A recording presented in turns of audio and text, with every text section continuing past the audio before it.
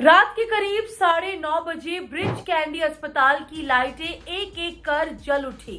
बाहर कैमरों की फ्लैश, पुलिस की गाड़ियां और भीड़ में फैला सन्नाटा किसी अनहोनी की गवाह दे रहा था। कुछ ही पलों बाद सनी देओल बाहर निकले, चेहरे पर आंसू, आंखों में दर्द और लफ्ज बिल्कुल गायब। उसी पल हर किसी को समझ आ गया, बॉलीवुड का ही मैन अब कभी नहीं बोलेगा। हाँ, हमारे अपने धर्मेंद्र जी अब हमारे बीच नहीं रहे। वो शख्स जिसने एक दौर में सिनेमा को मर्दानगी का चेहरा दिया, जिसने रोमांस को इज्जत दी और जिसने हर किरदार में जिंदगी भर दी, आज खामोश हो गया। सोमवार की शाम अचानक तबीयत बिगड़ने के बाद धर्मेंद्र जी को मुंबई के ब्रिज कैंडी अस्पताल में भर्ती कराया गया था।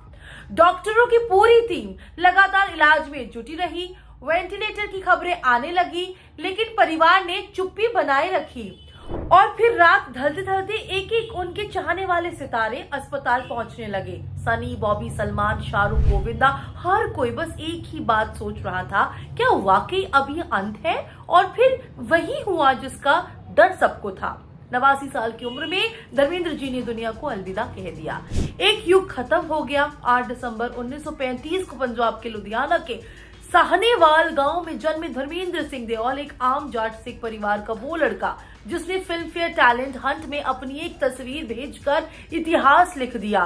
1960 में जब दिल भी तेरा हम भी तेरे रिलीज हुई, किसी ने नहीं सोचा था कि यही लड़का आने वाले सालों में शोले का वीरू बनेगा।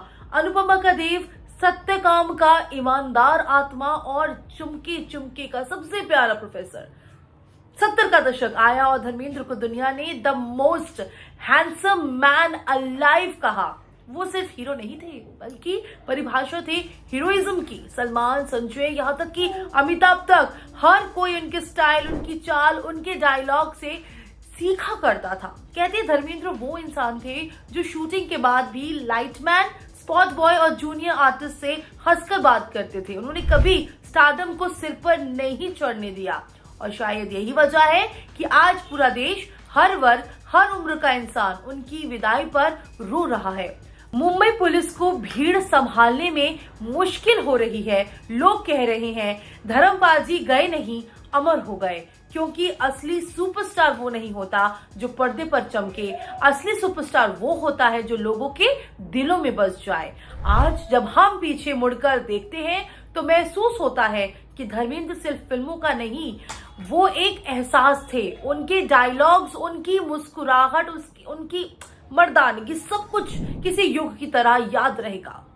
धर्म जी, आपने जो रोशनी जलाई है वो कभी बुझने नहीं वाली। आप सिर्फ पर्दे के हीरो नहीं थे, आप हमारे दिलों के धर्मेंद्र थे और रहेंगे हमेशा। कभी कभी भगवान भी शायद अपने सबसे अच्छे किरदारों को वापस बुला लेता है, ताकि स्वर्ग में भी कुछ सिनेमाई चमक रहे।